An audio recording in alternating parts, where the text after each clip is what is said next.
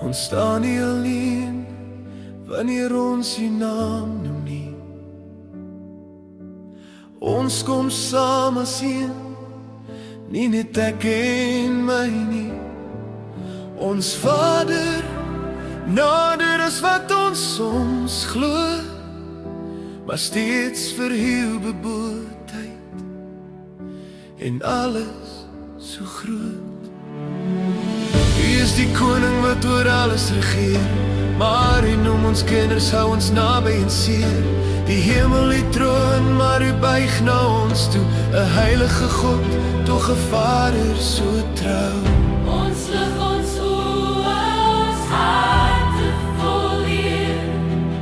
U is hoog bo alles, maar nooit ver van hier.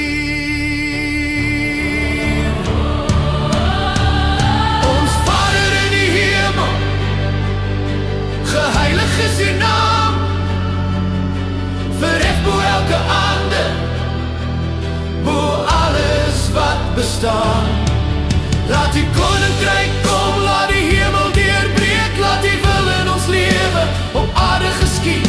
U is heerlik, regverdig, getrou en waar. Ons Vader in die hemel, ons vertrou net op u, Heer.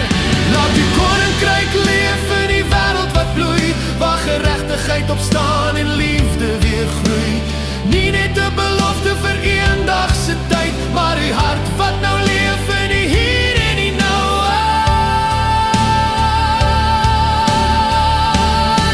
Ons lê ons planne en begeertes neer. Ons gee ons beheer terug in die see.